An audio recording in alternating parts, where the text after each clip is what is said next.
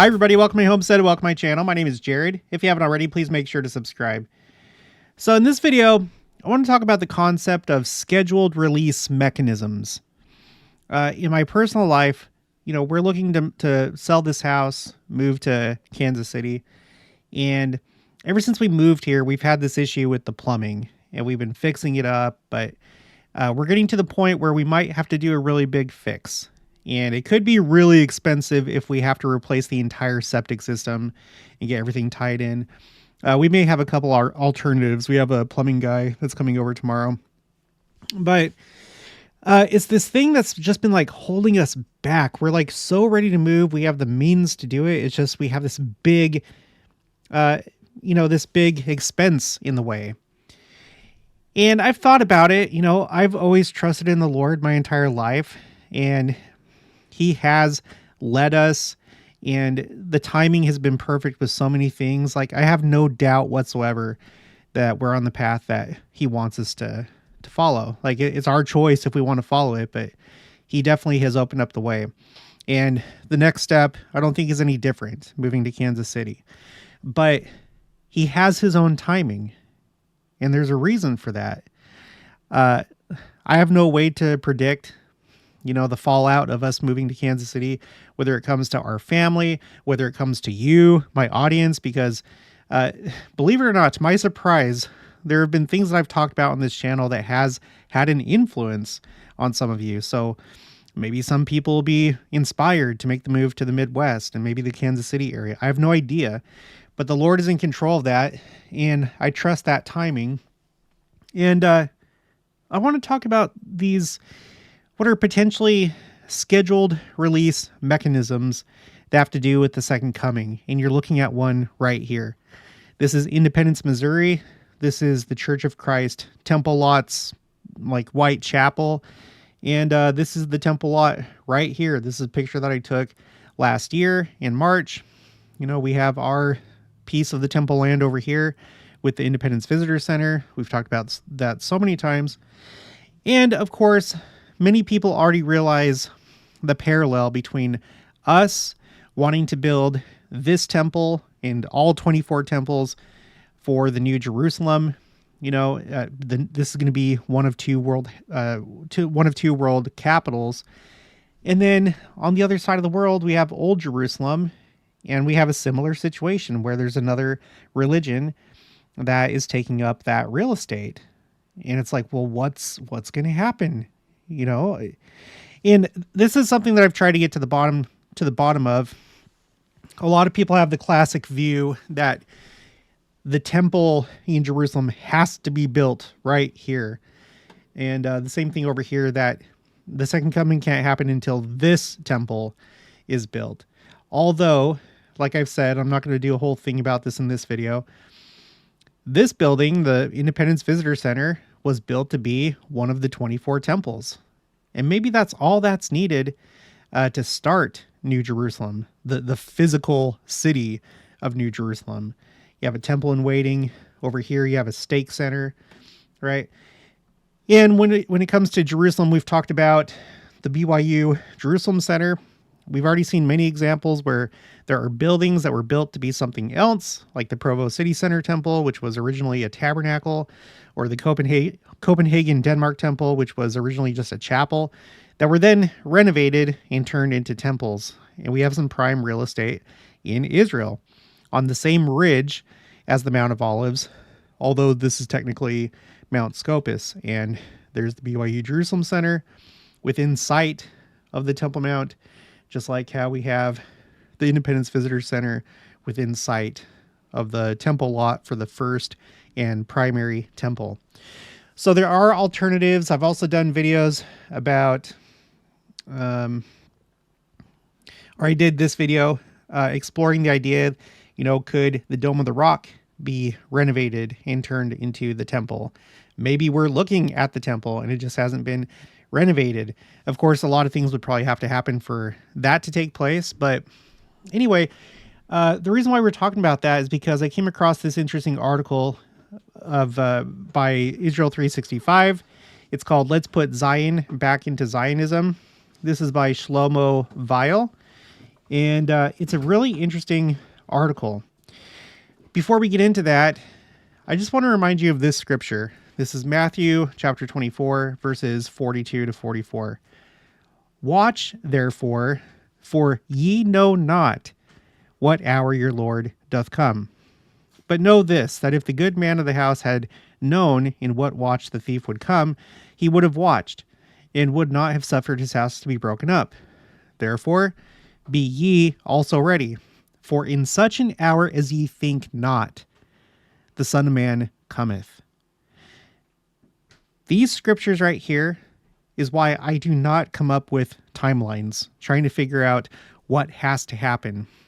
Because, and I don't think it's bad if you do that, but you could set yourself up to look for the second coming far out into the future, and then it comes at a time that you didn't think, because you were doing a bunch of thinking of how you thought things were supposed to go, and then it happens in ways that you didn't think it would happen. So we just always need to be ready. You know, I don't know how my plumbing situation is going to go. Hopefully easier than not. I don't know how these two temples of Jerusalem and New Jerusalem are going to be built, or if we're already looking at them. We'll just have to see. But one thing is pretty clear as I've been doing this channel, the Jews are getting more and more and more excited for Messiah to come and for the third temple to be built. I've seen this steady progression since I started my channel back in August of 2021. And I've also made spreadsheets for it. I have two key spreadsheets. This one's called Judaism Temple Preparation. You can access my spreadsheet anytime. The link is in the description box of each video. There's 5 people on here right now as I'm making the video. And this is a timeline of everything that the Temple Institute, as well as some other organizations, have done, like practical steps that they have taken to prepare for the third temple, or at least how they envision the third temple to be. That's something that's not even clear as far as like prophecy goes. It could be that we start out with the BYU Jerusalem Center, then later on, when the time is right, then we build the actual temple that we all think of on the Temple Mount. And maybe there's going to be other temples, who knows? But the Jews are preparing for one on the Temple Mount. And the earliest item that I have on here is from 1987. That's when the Temple Institute was established. And since that time, they've done lots of stuff. They've created multiple altars for the temple. There's been a few iterations of that. They've done a lot of like study into like the kosher way to produce dye for the garments of the high priest and other garments. They've done reenactments of different things that would take place in the temple. They've created all the vessels and instruments of the temple, including the Ark of the Covenant. And we're actually going to be talking about this like toward the end as like a separate little section, because this article talks about it and says some interesting stuff. So they have done a lot. They are very, very serious about it. Furthermore, I have another spreadsheet called Signs Jewish Specific, where this isn't necessarily related to preparations for the temple, but just things that have shown up in Israel 365 and other places where Jews would view these things in column F, at least some of them, would view some of these as signs that Messiah is going to appear soon. It's like at fever pitch right now. I watch all these other like podcasts sometimes, like Jewish podcasts, and believe me, there is excitement. I have a video. I probably wouldn't recommend watching it because it's 2 years old. There's been new things that have happened since that time, but I couldn't find my most recent video. But my second biggest video of all time was this one. Actual building of the third temple itself just began, and I go through like the list that I had at that time of all these things that have taken place to prepare for the third temple. So I'll put this in the description box below. Also put this one, the idea of the Dome of the Rock being renovated at some point in the future and being the temple. There's actually reason to believe that that could be the case. That's not just out of nowhere. So if you missed this video, I'll put it in the description box below. But let's go ahead and let's dive into this video. Okay. The word Zion, or Sion in Hebrew, is one of the most important and meaningful terms in the Bible. It's mentioned more than 150 times, particularly in the Psalms of King David and in the words of the prophets. Of course, I think he's referring to just the Old Testament because this is from a Jewish point of view. Sometimes Zion refers to the land of Israel, sometimes to the people of Israel, and sometimes to Jerusalem. However, the most common and specific meaning of Zion is the area of Har Habayit, or the Temple Mount, and the Beit HaMikdash, or the Temple. Okay, really quick. We would view this the same way, but we would also have a few other locations and people that we'd be talking about when it comes to Zion. So we, members of the Church of Jesus Christ of Latter-day Saints, would recognize this as correct: the land of Israel, the people of Israel, Jerusalem, as well as the Temple Mount.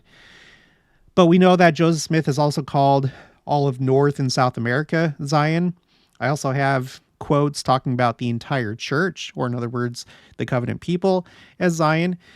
And then New Jerusalem in Jackson County, Missouri, one of the names of it is Zion, the city of Zion. It's referred to that sometimes instead of just New Jerusalem. So it's kind of interesting how it goes. You have these two worlds, these two halves of the church. When Christ comes, the Jews are going to convert and be reunited with the body of Christ and the church, all the tribes together. Okay, continuing. If you knew nothing about the history of modern Zionism, but you knew its biblical meaning, you would come to the logical conclusion that Zionism was a movement whose ultimate goal was to bring the Jews back to Israel, Jerusalem, and the Temple Mount. It would be clear to you that once Zion had succeeded in regaining Jewish sovereignty over the Temple Mount, it would then direct its energies into building the Beit HaMikdash and restoring the service of God that took place there. So, yeah, I think that's correct. I think anybody that, if they don't know much about Zionism, they'd be like, yeah, that's probably the purpose. That's why they're calling it Zionism. We're talking about Mount Zion, the Temple Mount. Okay, I'm going to skip down. You would have no doubt that a movement named after Zion must have as its main goal the rebuilding of the temple and reestablishing its function as a dwelling place for God's manifest presence on the earth. Now, this next part's interesting because the author goes through these different stages of the progress, I guess, of Zionism, or progress toward building the temple. So, and I have it color coded purple, green, and then red. Okay. On May 14th, 1948, the first part of the Zionist dream was realized when the descendants of the children of Israel declared the state of Israel in the land of Israel. So that's the first part. Okay, second part. On June 6th, 1967, that's the date of the Six-Day War, the second phase of the dream was accomplished. Soldiers of the Israeli Defense Forces conquered the old city of Jerusalem, and Israeli General Motei Gur broadcast the incredible words, and these are really famous. I don't know if you've heard this before, but Har Habayit Be'adenu, or the Temple Mount is in our hands. A Jewish soldier put an Israeli flag on the Dome of the Rock. Approximately 50 feet below that flag, under the big dome, was the Even Shtia, the foundation stone. In fact, we can look at that right now. I'm looking at BYU's Virtual New Testament. Last I checked, they're actually renovating their website, and this isn't available right now, but I'll put a link for it in the description box below in case that's changed. But it's this really cool digital, reconstruction of the second temple. the temple at the time of Christ. And when you go into the Holy of Holies, you go past the veil here, you have that foundation stone. And this is the rock that's being referred to when we're talking about the Dome of the Rock. Okay. So 50 feet below that flag, under the big dome, was the Evanshtia, the foundation stone. The Ark of the Covenant rested on that stone. It was it was the center of the Kadosh HaKadoshim, which is the Holy of Holies, the sacred inner chamber, the Beit HaMikdash. The flag of the Jewish nation was at least flying over Zion. Later the same day, Israeli Defense Minister Moshe Dayan ceded control of the Temple Mount to the Muslim religious authorities. These authorities, the Waqf, worked for Jordan, the country that had just waged war against Israel and lost. Why would he do that? They answer in his words of that fateful day, "Why do we need a Vatican?"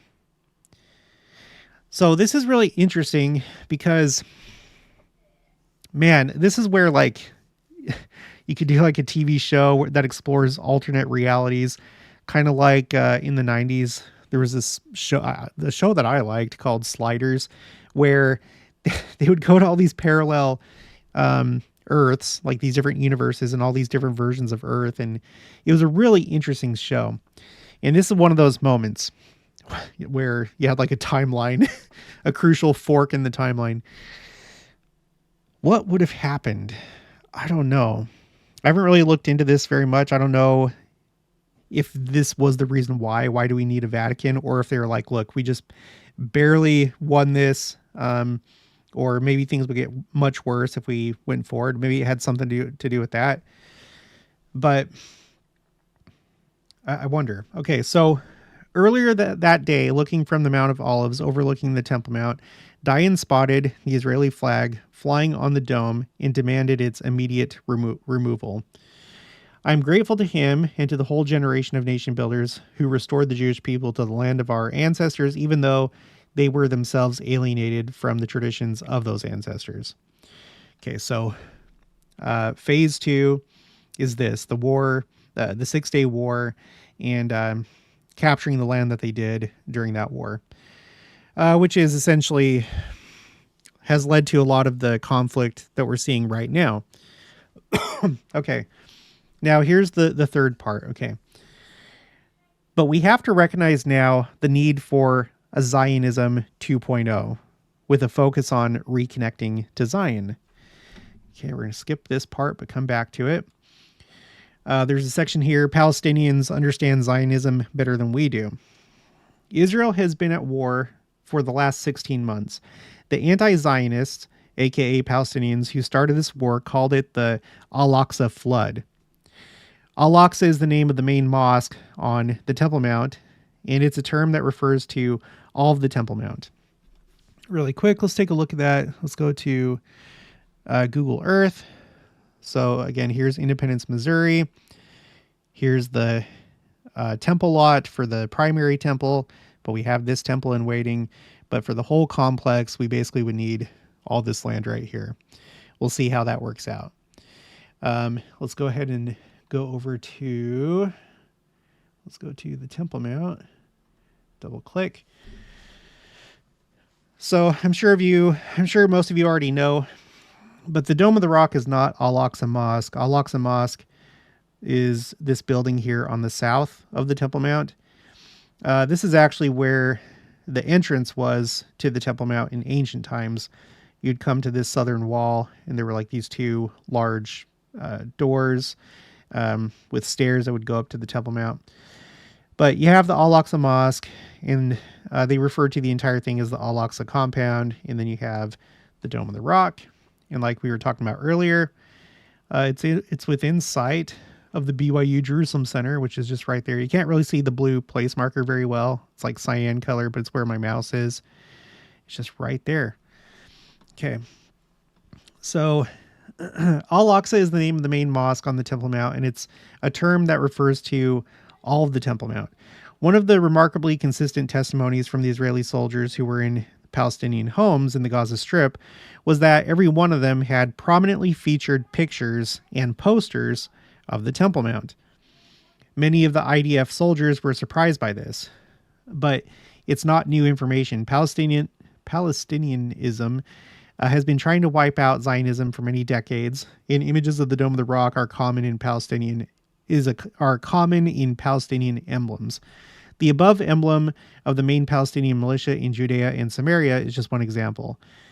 The people committed to Israel's destruction understand better than most of us that the central core of Zionism is under the dome on the Temple Mount.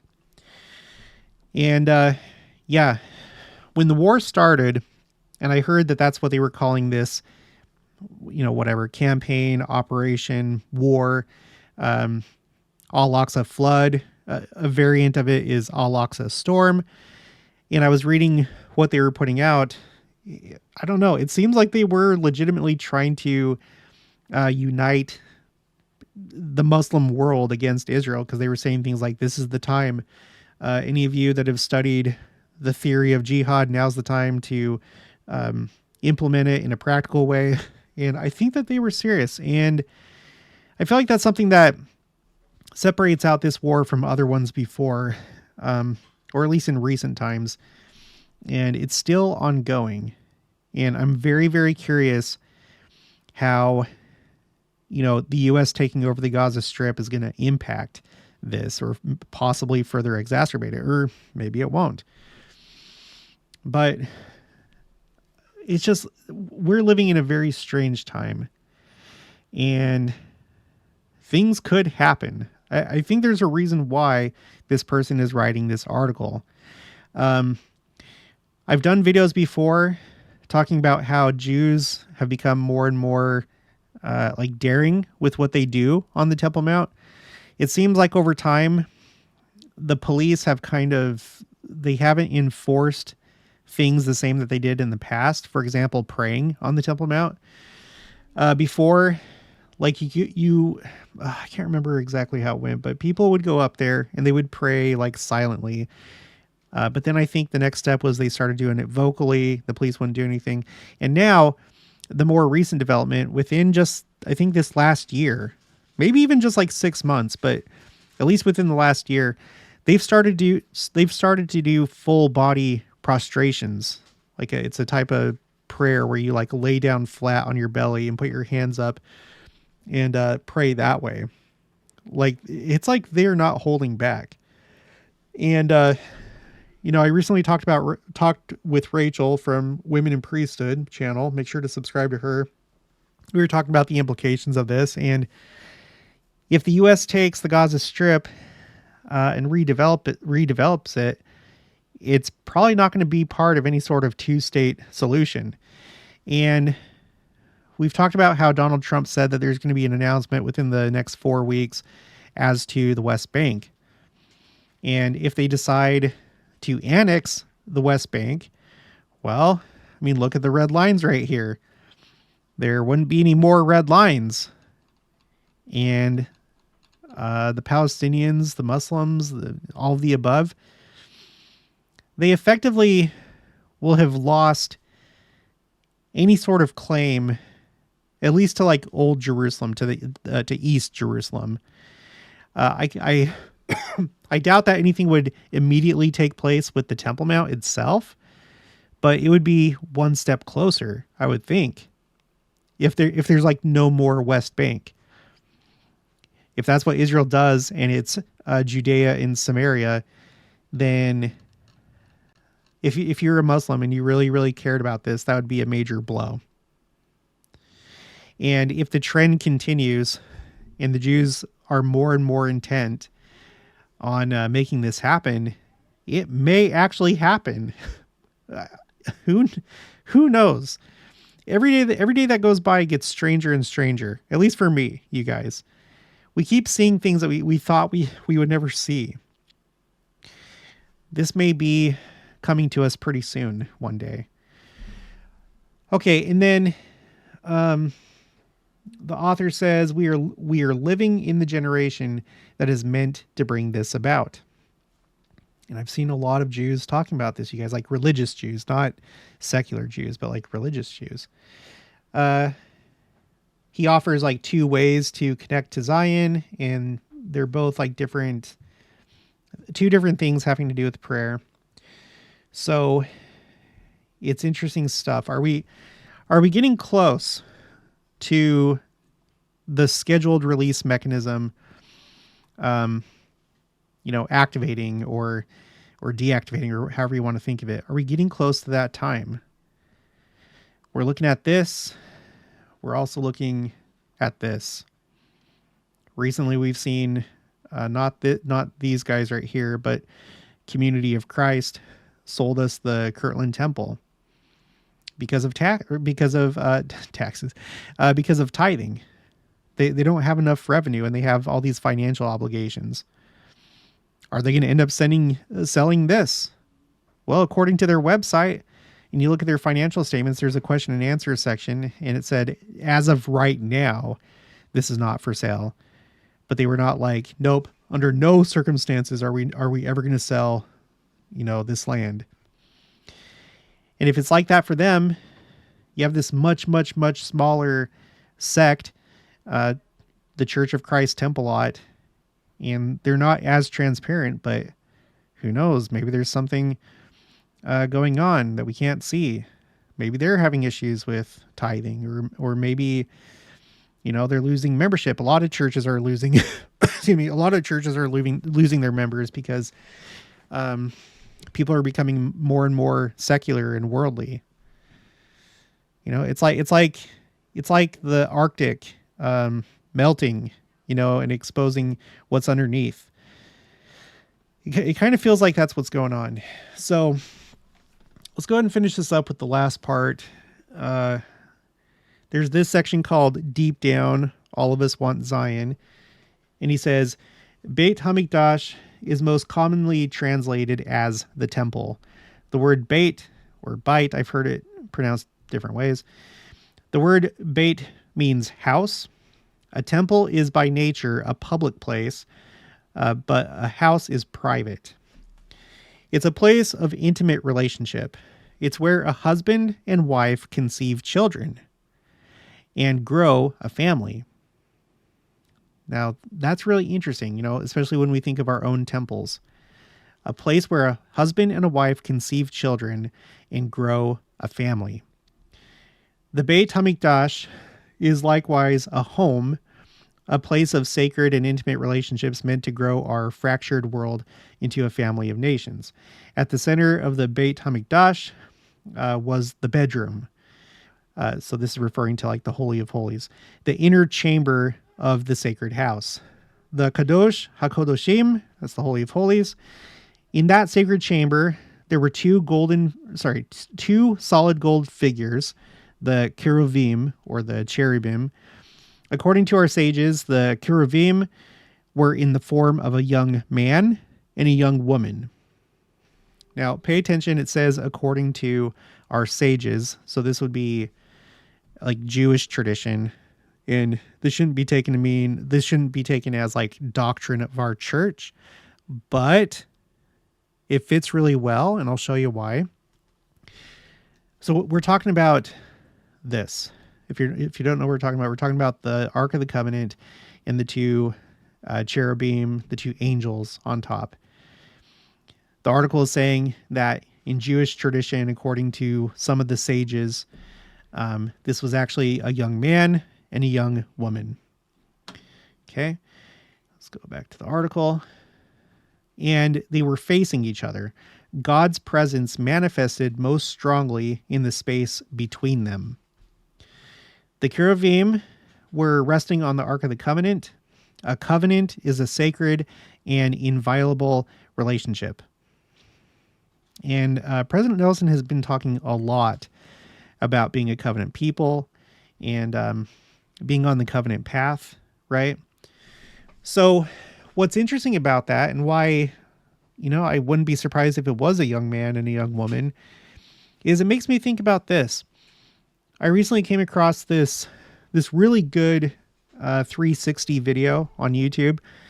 This is put out by the church's YouTube channel, and it's a 360 tour of the Washington, D.C. temple. And here you have one of the sealing rooms, and we know, when you get sealed, you have the man and the woman on either side of the altar. They face each other.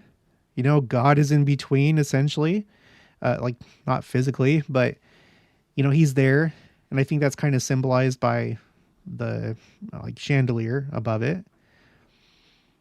This, in I think a lot of ways, is like this, and this is like this.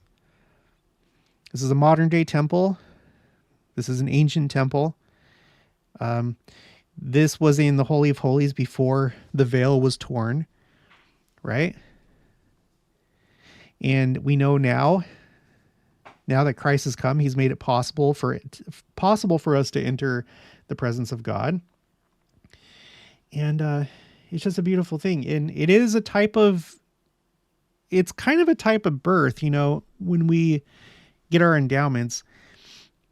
Like a lot of times when we think about birth symbolism, we think about being baptized, and that is a symbol of birth. It's being spiritually reborn. But I think that we have multiple births, and I'm not talking about reincarnation. I'm talking about how we physically, literally get born. But what's interesting is that before you're born in this world, you have to have made a certain choice in the premortal life. Either follow, Satan and his hosts, or choose this plan. And so once you've made the choice and you've chosen righteousness, then you are then authorized to come to earth and get a body. And everybody that comes to earth can provide that to those that are in the premortal life. You've made that choice. You've come here. You yourself have gotten a physical body. And now you can get with somebody else, and then you can provide a physical body. You can authorize, essentially. You can be a co-creator with God and authorize somebody else a body.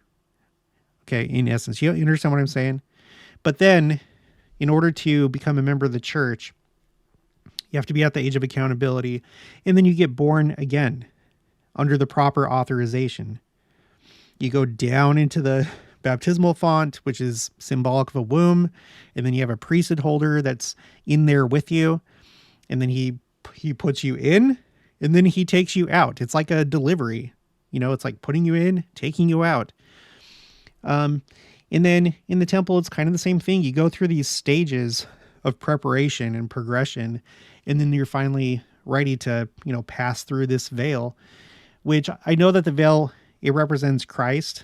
Recently, church leadership, President Nelson, has talked about how the veil is symbolic of Christ. But in another sense, it's also kind of like a womb, like you're in the temple womb, and then you've gone through all the necessary stages of development, and now you're ready to be born again, but this time to enter into the presence of God. To enter the presence of God.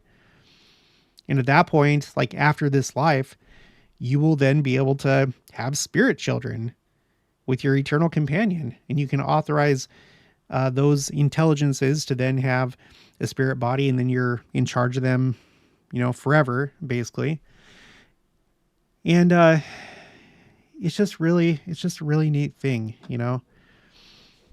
Sealing rooms, how that's I'm not saying that this is doctrine, but it's how it's kind of like, it's almost like you see a symbol of that here with the cherubim. If it was a man and a woman and then a God there as well. It's amazing. Okay, well, that's going to be it for this one. So if you haven't already, please make sure to subscribe. Like this video if you liked it. Leave your thoughts and opinions down in the comments below. Also, make sure to share it, and I'll talk to you guys later.